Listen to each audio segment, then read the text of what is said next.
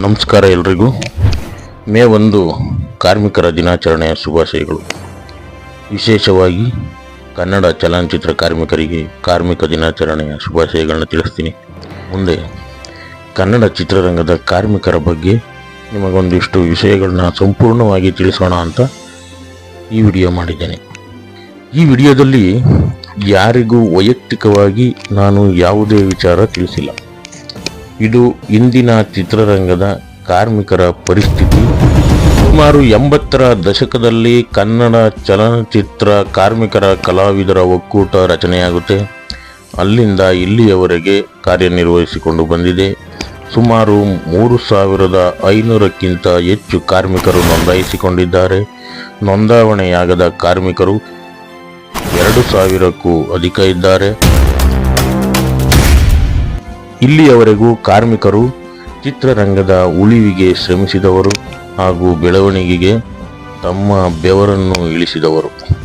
ಹಗಲು ರಾತ್ರಿ ಎನ್ನದೇ, ನೋವು ನಲಿವುಗಳೆನ್ನದೇ ದುಡಿದ ಶ್ರಮಿಕರು ಕಾರ್ಮಿಕರು ಹಲವಾರು ನಿರ್ದೇಶಕರು, ನಿರ್ಮಾಪಕರು, ಕಲಾವಿದರ ಏಳಿಗೆಯಲ್ಲಿ ದುಗುಡ ದುಮ್ಮಾನಗಳ ಜೊತೆಗೆ ಸಾಗಿದವರು. ನಿರ್ದಿಷ್ಟ ದಿನಗಳ ಚಿತ್ರೀಕರಣದಲ್ಲಿ ಭಾಗಿಯಾದರೂ ಸಮಯಕ್ಕೆ ಸರಿಯಾಗಿ ವೇತನ ಭತ್ಯೆಗಳು ಬರದಿದ್ದರೂ ಕೂಡ ಸುಖ ಸುಮ್ಮನೆ ಕೆಲಸ ಮಾಡುವ ಏಕೈಕ ವೇದಿಕೆಯೇ ಚಿತ್ರರಂಗ. ಎಷ್ಟೇ ಚಿತ್ರಗಳಲ್ಲಿ ದುಡಿದ ವೇತನ ಸರಿಯಾಗಿ ಕೈಗೆ ಬರದಿದ್ದರೂ ಬಂದಾಗ ಅದೆಷ್ಟೋ ಖುಷಿ ಕಾರ್ಮಿಕರಲ್ಲಿ ಕಾಣುತ್ತೆ. ಎಷ್ಟೋ ಚಿತ್ರಗಳಲ್ಲಿ ದುಡಿದ ಹಣಕ್ಕಾಗಿ ತಿಂಗಳುಗಟ್ಟಲೆ ಕಾದು ಹಣ ತೆಗೆದುಕೊಂಡು ನಿಟ್ಟುಸಿರು ಬಿಟ್ಟಿದ್ದಾರೆ. ಎಷ್ಟೋ ಚಿತ್ರಗಳಲ್ಲಿ ಹಗಲು ರಾತ್ರಿ ಎನ್ನದೇ ದುಡಿದ ಹಣ ಕೊನೆಗೂ ಕೈ ಸೇರದೆ ಹೋದಾಗ ಮರೆತು ಮತ್ತೊಂದು ಚಿತ್ರಕ್ಕೆ ದುಡಿದ ದಿನಗಳೂ ಇದ್ದಾವೆ. ಈ ರೀತಿ ಎಲ್ಲ ಚಿತ್ರಗಳಲ್ಲಿಯೂ ಸಹಜವಾಗಿದೆ. ಕೆಲವು ಚಿತ್ರಗಳ ನಿರ್ಮಾಪಕರು ಕಾರ್ಮಿಕರಿಗೆ ಅನ್ಯಾಯವಾಗದಂತೆಯೂ ಕೂಡ ಎಚ್ಚರಿಕೆ ವಹಿಸಿದ್ದಾರೆ. ಅಂತಹ ನಿರ್ಮಾಪಕರಿಗೆ ಕಾರ್ಮಿಕರು ಚಿರಋಣಿಯಾಗಿದ್ದಾರೆ. ಕನ್ನಡ ಚಲನಚಿತ್ರರಂಗ ಒಂದು ಮಹತ್ತರವಾದ ಬೆಳವಣಿಗೆ ಕಂಡ ಮಹಾ ಚಿತ್ರರಂಗ. ಇಲ್ಲಿ ವರ್ಷಾನುಗಟ್ಟಲೆ ಚಿತ್ರಗಳು ಪ್ರದರ್ಶನಗೊಂಡಿವೆ. ಹೊಸ ಕಲಾವಿದರು, ಕಾರ್ಮಿಕರು, ತಂತ್ರಜ್ಞರು ಹುಟ್ಟಿಕೊಂಡಿದ್ದಾರೆ. ರಾಷ್ಟ್ರೀಯ ಪ್ರಶಸ್ತಿಗಳು, ರಾಜ್ಯ ಪ್ರಶಸ್ತಿಗಳು, ಪ್ರಾದೇಶಿಕ ಪ್ರಶಸ್ತಿಗಳನ್ನು ಪಡೆದುಕೊಂಡಿದ್ದಾರೆ. ಒಂದು ಸಣ್ಣ ಮತ್ತು ದೊಡ್ಡ ಚಿತ್ರದ ಯಶಸ್ಸಿನ ಹಿಂದೆ ಕಾರ್ಮಿಕರ ಕೆಲಸ ಅತಿ ಮುಖ್ಯವಾಗಿರುತ್ತೆ.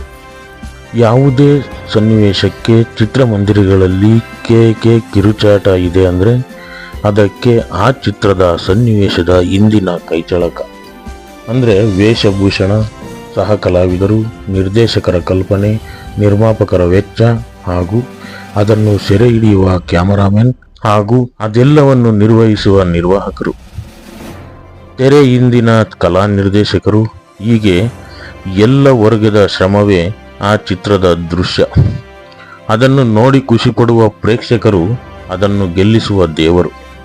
ಹೀಗೆ ಎಲ್ಲ ಹಂತದಲ್ಲಿಯೂ ಯಶಸ್ಸು, ಸೋಲು, ಗೆಲುವು, ನೋವು ಎಲ್ಲವೂ ಉಂಟು. ಇದೊಂದು ಕಡೆ. ಈಗ ಮುಖ್ಯವಾಗಿ ಸರ್ಕಾರ ಚಲನಚಿತ್ರ ಸಬ್ಸಿಡಿ ಹಣವನ್ನು ಕನ್ನಡ ಚಿತ್ರರಂಗಕ್ಕೆ ನೀಡುತ್ತದೆ. ಅದಕ್ಕೆ ನಿರ್ದಿಷ್ಟ ಸಮಯವಿಲ್ಲ. ಯಾವಾಗಲೋ ಬರುತ್ತೆ, ಬಂದರೆ ಬಂತು, ಅದು ಯಾವಾಗಲೋ. ಅದೊಂದು ಕಡೆ ಆದರೆ ಕರ್ನಾಟಕ ಚಲನಚಿತ್ರ ವಾಣಿಜ್ಯ ಮಂಡಳಿಗೂ ಕೂಡ ಒಂದಿಷ್ಟು ಸಹಾಯಧನಗಳು ಬರುತ್ತೆ, ಅದು ಸರಿ. ಕರ್ನಾಟಕ ಚಲನಚಿತ್ರ ಅಕಾಡೆಮಿ ಇದೆ, ಅದಕ್ಕೂ ಒಂದಿಷ್ಟು ಸಹಾಯ ಮಾಡುತ್ತೆ, ಅದು ಸರಿ. ಕರ್ನಾಟಕ ಚಲನಚಿತ್ರ ಕಲಾವಿದರ ಸಂಘಕ್ಕೂ ಒಂದಷ್ಟು ಸಹಾಯ ಬರುತ್ತೆ, ಅದು ಸರಿ. ಅದಕ್ಕೆ ಯಾರದ್ದೂ ವಿರೋಧವಿಲ್ಲ. ಆದರೆ ತೆರೆಯ ಹಿಂದೆ ಕೆಲಸ ಮಾಡುವ ಕಾರ್ಮಿಕನಿಗೆ ಯಾವ ಸಹಾಯವಿದೆ? ಆದರೆ ಕಾರ್ಮಿಕನ ವೇತನ ಎಷ್ಟು? ಅವರಿಗೆ ಕೆಲಸದ ಅವಧಿ ಎಷ್ಟು?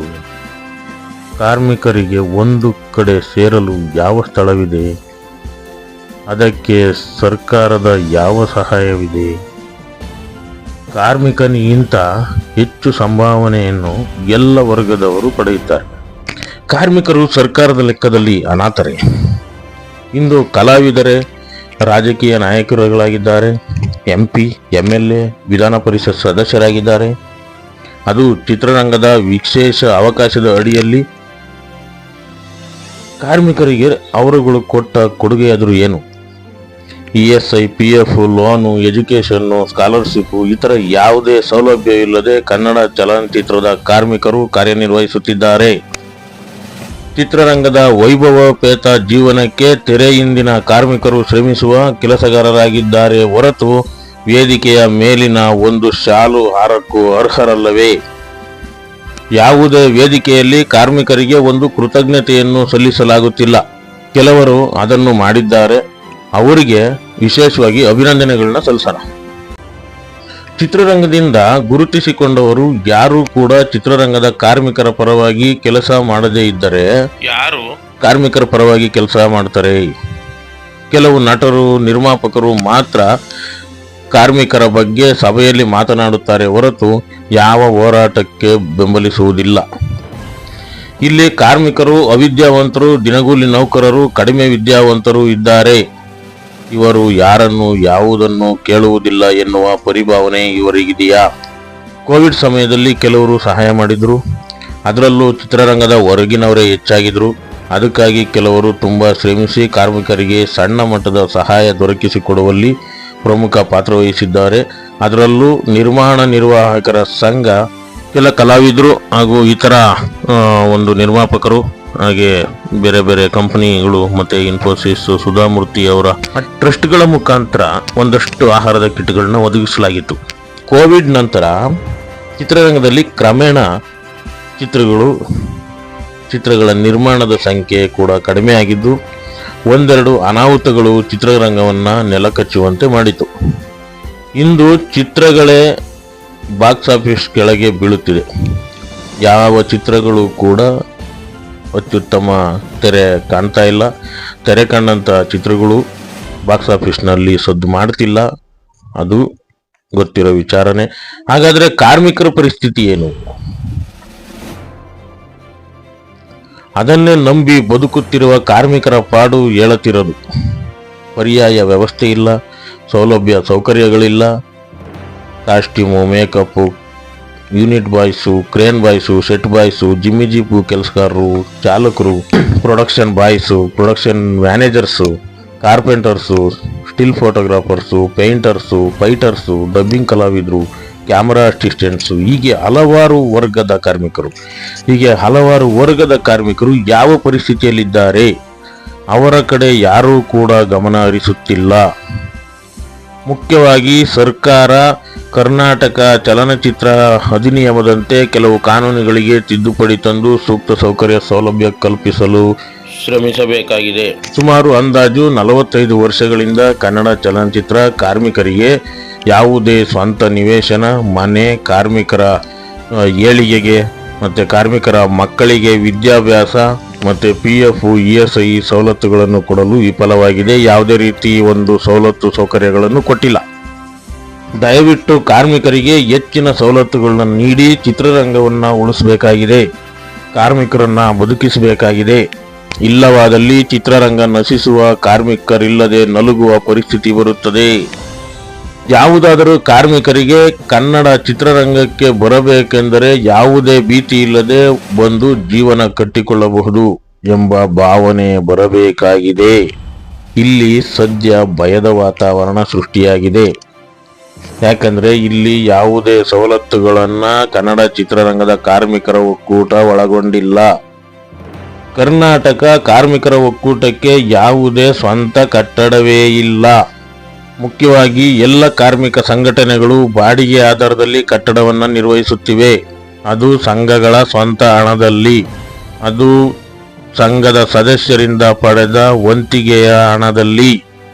45 ವರ್ಷಗಳಿಂದ ಕರ್ನಾಟಕ ಚಲನಚಿತ್ರರಂಗ ಅದ್ದೂರಿಯಾಗಿ ಮೆರೆದಿದೆ. ಆದರೆ ಈ ಕಾರ್ಮಿಕ ಸಭೆಗಳು ಮರದಡಿಯಲ್ಲಿ, ಹೋಟೆಲ್ ರೂಮ್ನಲ್ಲಿ, ಬಯಲಿನಲ್ಲಿ, ಆಟದ ಮೈದಾನದಲ್ಲಿ ಬಿಸಿಲು, ಧೂಳು, ಕಸ, ಕಡ್ಡಿ ಎನ್ನದೆ ತನ್ನ ಸಭೆಗಳನ್ನು ನಡೆಸಿಕೊಂಡು ಬಂದಿದೆ. ಇಲ್ಲಿಯವರೆಗೂ ಕಾರ್ಯನಿರ್ವಹಿಸಿಕೊಂಡು ಬಂದಿರತಕ್ಕಂಥ ಈ ಒಕ್ಕೂಟ ತನ್ನ ಸ್ವಂತ ಕಟ್ಟಡವನ್ನೇ ಹೊಂದಿಲ್ಲ. ಅದು 45 ವರ್ಷಗಳಿಂದ. ಅಭೂತಪೂರ್ವ ಇತಿಹಾಸ ಹಿನ್ನೆಲೆಯನ್ನು ಹೊಂದಿರತಕ್ಕಂಥ ವಿಶ್ವವೇ ಮೆಚ್ಚಿಕೊಂಡಿರುವ ಮೇರು ನಟ ಡಾಕ್ಟರ್ ರಾಜ್ಕುಮಾರ್ ಮತ್ತು ಇತರ ನಟರಾದ ಕಲ್ಯಾಣ್ ಕುಮಾರ್, ಶಂಕರ್ ನಾಗ್, ವಿಷ್ಣುವರ್ಧನ್, ಪುನೀತ್ ರಾಜ್ಕುಮಾರ್, ಹಿರಿಯ ಪೋಷಕ ನಟರು, ಖಳನಾಯಕರು, ಹಲವಾರು ಸಹಸ್ರ ಕಲಾವಿದರು ಹಾಗೂ ಕಲಾವಿದೆಯರು, ಲೀಲಾವತಿ, ಪಂಡರಿಬಾಯಿ, ಆರತಿ, ಭಾರತಿ, ಜಯಂತಿ, ಉಮಾಶ್ರೀ, ಜಯಮಾಲಾ ಹೀಗೆ ಮಹಾನ್ ನಟಿಯರನ್ನು ನಾವು ನೆನಪಿಸಿಕೊಳ್ಳುತ್ತೇವೆ. ಆದರೆ ಇಂತಹ ನಟ ನಟಿಯರ ಹಿಂದೆ ತಮ್ಮದೇ ಆದ ಕೌಶಲ್ಯವನ್ನು ತೋರಿಸಿರುವ ತೆರೆಯ ಹಿಂದಿನ ನಾಯಕರು, ನಾಯಕಿಯರು, ಮುಖ್ಯವಾಗಿ ಕಾರ್ಮಿಕರು ಇಂದು ಅವರನ್ನೆಲ್ಲ ನಾವು ಮರೆತಿದ್ದೇವೆ. ಯಾವ ವಸ್ತ್ರಾಲಂಕಾರ ಕಲಾವಿದರು, ವರ್ಣಾಲಂಕಾರ ಕಲಾವಿದರು, ಲೈಟ್ ಮ್ಯಾನ್ಗಳು, ನಿರ್ಮಾಣ ನಿರ್ವಾಹಕರು, ಇತರೆ ಯಾವುದೇ ಕಾರ್ಮಿಕನನ್ನ ನಾವು ಇಂದು ಯಾರೆಂದು ಕೂಡ ನಮಗೆ ತಿಳಿದಿಲ್ಲ. ಇದು ಸತ್ಯವಾದ ಮಾತು. ಮಯೂರ, ಬಹದ್ದೂರ್ ಗಂಡು, ಸತ್ಯ ಹರಿಶ್ಚಂದ್ರ ಇತರ ಎಲ್ಲ ಪೌರಾಣಿಕ ಸಾಮಾಜಿಕ ಚಿತ್ರಗಳ ಮೇಕಪ್ ಯಾರು, ಕಾಸ್ಟ್ಯೂಮ್ ಯಾರು, ಕಲಾ ನಿರ್ದೇಶಕರು ಯಾರು? ನಾವು ತೆರೆ ಮೇಲೆ ಒಂದು ಚಿತ್ರ ಕಂಡಾಗ ಮಯೂರ ಮತ್ತು ಸತ್ಯ ಹರಿಶ್ಚಂದ್ರ ಈ ಥರ ಯಾವುದೇ ಒಂದು ಕಲಾತ್ಮಕ ಚಿತ್ರಗಳಲ್ಲಿ ನಾವು ನೋಡಿರ್ತೀವಿ, ಕಾಸ್ಟ್ಯೂಮು ಮತ್ತು ಮೇಕಪ್ಪು ಮತ್ತು ಅದರ ಸೆಟ್ಟು ಎಷ್ಟು ಚೆನ್ನಾಗಿದೆ ಅನ್ನೋದನ್ನು ನಾವು ಮಾತಾಡ್ತಾ ಇರ್ತೀವಿ. ಆದರೆ ಅದ್ರ ಹಿಂದಿನ ಕೆಲಸ ಮಾಡಿರೋರ ಬಗ್ಗೆ ನಾವು ಯಾವಾಗಲೂ ಮಾತಾಡಲ್ಲ. ಏನಕ್ಕೆ ಅಂದರೆ ಅವ್ರ ಬಗ್ಗೆ ನಮ್ಗೆ ಅಷ್ಟೊಂದು ಅರಿವಿರಲ್ಲ, ಅದ್ರ ಬಗ್ಗೆ ನಾವು ತಿಳ್ಕೊಂಡಿರಲ್ಲ. ಎಷ್ಟೋ ಚಿತ್ರದ ಚಿತ್ರೀಕರಣದ ಸಂದರ್ಭದಲ್ಲಿ ಅನಾಹುತಗಳು ನಡೆದಿರ್ತವೆ, ಕಾಲು ಹೋಗಿರುತ್ತೆ, ಕೈ ಹೋಗಿರುತ್ತೆ, ಒಂದೊಂದ್ಸರಿ ಪ್ರಾಣನೇ ಹೋಗಿರುತ್ತೆ. ಈ ಥರದ ಒಂದು ಅನಾಹುತಗಳಿಗೆ ಒಂದು ಪರಿಹಾರ ಅಂತ ಬೇಕಲ್ಲ. ಪ್ರಸ್ತುತ ಸರ್ಕಾರ ಶ್ರಮಿಸಬೇಕಾಗಿದೆ. ಹಾಗೆಯೇ ನಾವು ಕೂಡ ಅಳಿದು ಹೋಗುವ ಕಾರ್ಮಿಕರೇ. ಹಾಗಾಗಿ ಆ ಕಾರ್ಮಿಕರಿಗೆ ಆ ಕಾಲಕ್ಕೆ ತಕ್ಕಂತೆ ಸೌಕರ್ಯ ಸೌಲಭ್ಯಗಳು ಸಿಕ್ಕರೆ ಮಾತ್ರ ಅದಕ್ಕೊಂದು ಬೆಲೆ. ಅವರ ಜೀವನವೂ ಕೂಡ ಸುಧಾರಿಸೋದು ಆವಾಗಲೇ. ಇಲ್ಲವಾದಲ್ಲಿ ಅಂದಿನ 45 ವರ್ಷಗಳಿಂದ ನಡೆದಿದ್ದೇ ಮುಂದಿನ ದಿನಗಳು ಕೂಡ ಆಗ್ತವೆ. ಇಂದಿನ ಬೆಲೆ ಏರಿಕೆ ಜೀವನವು ಅತಿ ಕಷ್ಟಕರವಾದ ಜೀವನ. ಹಾಗಾಗಿ ಮಹನೀಯರು ಕನ್ನಡ ಚಿತ್ರರಂಗದ ಕಾರ್ಮಿಕರ ಪರವಾಗಿ ಒಂದಿಷ್ಟು ಕೆಲಸ ಮಾಡಿ ಅವರಿಗೆ ನ್ಯಾಯ ದೊರಕಿಸಿಕೊಡಿ. ಕಾರ್ಮಿಕರೇ ಒಂದು ಚಿತ್ರದ ತಯಾರಿಯಲ್ಲಿ ಮುಖ್ಯ ಬುನಾದಿ. ಆ ಬುನಾದಿಯೇ ಬಿಗಿಯಾಗಿಲ್ಲ ಅಂದರೆ ಯಾವುದೇ ಕಾರ್ಮಿಕ ನೆಮ್ಮದಿಯಾಗಿರಲು ಸಾಧ್ಯ ಇಲ್ಲ. ಕಾರ್ಮಿಕ ನೆಮ್ಮದಿಯಾಗಿ ಬದುಕಲು ಸಾಧ್ಯವಾಗದಿದ್ದರೆ ಚಿತ್ರರಂಗ ಹೇಗೆ ಉಳಿಯುತ್ತೆ? ಚಿತ್ರರಂಗಕ್ಕೆ ಹೊಸ ಕಾರ್ಮಿಕರ ಆಗಮನ ಹೇಗೆ? ಆದ್ದರಿಂದ ಕನ್ನಡ ಚಿತ್ರರಂಗಕ್ಕೆ ಒಂದಷ್ಟು ಸವಲತ್ತುಗಳು ಅದು ಕಾರ್ಮಿಕರ ಪರವಾಗಿ ಬೇಕಾಗಿದೆ. ಕಲಾವಿದರ ಸಂಘಕ್ಕೆ ಅದರದೇ ಆದಂಥ ಸ್ವಂತ ಕಟ್ಟಡವಿದೆ. ಹಾಗೆಯೇ ಕರ್ನಾಟಕ ಚಲನಚಿತ್ರ ವಾಣಿಜ್ಯ ಮಂಡಳಿಗೂ ಕೂಡ ಅದರದೇ ಆದಂಥ ಕಟ್ಟಡ ಇದೆ. ಹಾಗೆಯೇ ಕನ್ನಡ ಚಲನಚಿತ್ರ ಅಕಾಡೆಮಿಗೂ ಕೂಡ ಅದರದೇ ಆದಂಥ ಕಟ್ಟಡ ಇದೆ. ಹೀಗಾಗಿ ದಯವಿಟ್ಟು ಕನ್ನಡ ಚಲನಚಿತ್ರ ಕಾರ್ಮಿಕರ ಒಕ್ಕೂಟಕ್ಕೂ ಕೂಡ ತನ್ನದೇ ಆದಂಥ ಸ್ವಂತ ಕಟ್ಟಡ ಬೇಕಾಗಿದೆ. ಬಿಟ್ಟು ಈ ಮೂಲಕನಾದರೂ ಕಾರ್ಮಿಕರು ಎಚ್ಚೆತ್ತುಕೊಂಡು ಎಲ್ಲರೂ ಒಗ್ಗಟ್ಟಾಗಿ ಮುಂದೆ ಹೋರಾಟವನ್ನು ಮಾಡಬೇಕಾಗಿದೆ. ಹಾಗಾಗಿ ಎಲ್ಲ ಸಂಘಟನೆಗಳು ಕೂಡ ದಯವಿಟ್ಟು ಒಗ್ಗಟ್ಟಾಗಿ ಮುಂದೆ ಒಂದು ಸರ್ಕಾರದಿಂದ ಏನು ಸವಲತ್ತು ಪಡಿಬೇಕು ಅನ್ನೋದ್ರ ಬಗ್ಗೆ ಒಂದು ಕೂಲಂಕುಷವಾದ ಒಂದು ಮಾದರಿ ರೆಡಿ ಮಾಡಿಕೊಂಡು ಈ ಸರ್ಕಾರಕ್ಕೆ ನಾವು ಮನವಿನ ಸಲ್ಲಿಸಬೇಕಾಗಿದೆ. ಇಲ್ಲವಾದರೆ ನಮ್ಮನ್ನು ಯಾರೂ ಗಮನಿಸಲ್ಲ. ಹೀಗಾಗಿ ನಮ್ಮ ಅಳುವು ಅವರಿಗೆ ಕೇಳಿಸ್ಬೇಕು, ನಮ್ಮ ಕೂಗು ಅವರಿಗೆ ಕೇಳಿಸ್ಬೇಕು. ಇಲ್ಲಿವರೆಗೂ ಈ ಕೂಗು ಯಾರಿಗೂ ಕೇಳಿಸಿಲ್ಲ. ಏನು ಕೇಳಿಸಿಲ್ಲ ಅಂತಂದರೆ ನಾವು ಕೂಗೋ ರೀತಿ ಕರೆಕ್ಟಾಗಿಲ್ಲ. ಹಾಗಾಗಿ ಈ ಒಂದು ಮನವಿ ಏನಂದರೆ ಖಂಡಿತವಾಗಲೂ ಕಾರ್ಮಿಕನಿಗೆ ಸಿಗಬೇಕಾದ ಮೂಲಭೂತ ಸೌಕರ್ಯಗಳನ್ನು ಸರ್ಕಾರ ಒದಗಿಸಿ ಕೊಡಲೇಬೇಕು. ಹಾಗಾಗಿ ಕಾನೂನು ಹೋರಾಟ ಆದರೂ ಪರವಾಗಿಲ್ಲ, ಮುಂದಿನ ದಿನಗಳಲ್ಲಿ ಒಬ್ಬ ಕಾರ್ಮಿಕನಿಗೆ ಅನ್ಯಾಯ ಆಗಬಾರ್ದು. ಹಾಗಾಗಿ ಪ್ರತಿಯೊಬ್ಬ ಕಾರ್ಮಿಕನಿಗೂ ನ್ಯಾಯ ಸಿಗಲೇಬೇಕು. ಆಕಸ್ಮಿಕ ಸಾವು, ಆಕಸ್ಮಿಕ ನೋವು, ಆಕಸ್ಮಿಕ ಏನಾದರೂ ಒಂದು ಘಟನೆಗಳು ಸಂಭವಿಸಿದ್ರೆ ಅವ್ರಿಗೆ ಅವರೇ ಹೊಣೆಯಾಗಿದ್ದಾರೆ ಹೊರತು ನಾವು ಸಾಮಾಜಿಕವಾಗಿ ಏನು ಪಡೆಯೋಕ್ಕಾಗ್ತಾ ಇಲ್ಲ. ಹಾಗಾಗಿ ದಯವಿಟ್ಟು ಎಲ್ಲ ಕಾರ್ಮಿಕರು ಒಂದಾಗಿ, ಎಲ್ಲ ಕಾರ್ಮಿಕರು ಒಗ್ಗಟ್ಟಾಗಿ ನಾವು ಹೋರಾಟ ಮಾಡಲೇಬೇಕಾಗಿದೆ. ಕನ್ನಡ ಚಿತ್ರರಂಗ ಕೆಳಗಡೆ ಬೀಳ್ತಾ ಇದೆ. ಕನ್ನಡ ಚಿತ್ರರಂಗನ ನಾವು ಮೇಲೆತ್ತಬೇಕು. ಅದು ಕಾರ್ಮಿಕನಿಂದ ಮಾತ್ರ ಸಾಧ್ಯ. ಹಾಗಾಗಿ ಕಾರ್ಮಿಕರೆಲ್ಲ ಒಗ್ಗಟ್ಟಾಗಿ ಕಾರ್ಮಿಕರಿಂದ ಏನು ಬೇಕಾದರೂ ಸಾಧಿಸ್ಬೋದು ಅನ್ನೋದನ್ನು ತೋರಿಸ್ಕೊಡ್ಬೇಕಾಗಿದೆ. ಮೇ 1 ಕಾರ್ಮಿಕ ದಿನಾಚರಣೆಯ ಅಂಗವಾಗಿ ಈ ವಿಡಿಯೋ ಅರ್ಪಿಸ್ತಾ ಇದ್ದೀವಿ. ಈ ವಿಡಿಯೋ ಮುಖಾಂತರ ಮನವಿನ ಸಲ್ಲಿಸೋಣ. ಕಾರ್ಮಿಕ ದಿನಾಚರಣೆಯ ಶುಭಾಶಯಗಳನ್ನ ಕೋರ್ತಾ ಹಾಗೂ ಕಾರ್ಮಿಕ ಸಚಿವರಿಗೆ ಈ ಮನವಿ ತಲುಪಲಿ ಅಂತ ಹೇಳ್ತಾ ನಾವು ಈ ವಿಡಿಯೋನ ಮುಗಿಸ್ತೀನಿ. ಮುಂದಿನ ದಿನಗಳಲ್ಲಿ ಇದರದೇ ಆದಂಥ ಒಂದು ರೂಪುರೇಷೆನ ರೂಪಿಸ್ಕೊಂಡು ನಿಮ್ಮ ಮುಂದೆ ಬರ್ತೀನಿ. ಎಲ್ರಿಗೂ ನಮಸ್ಕಾರ.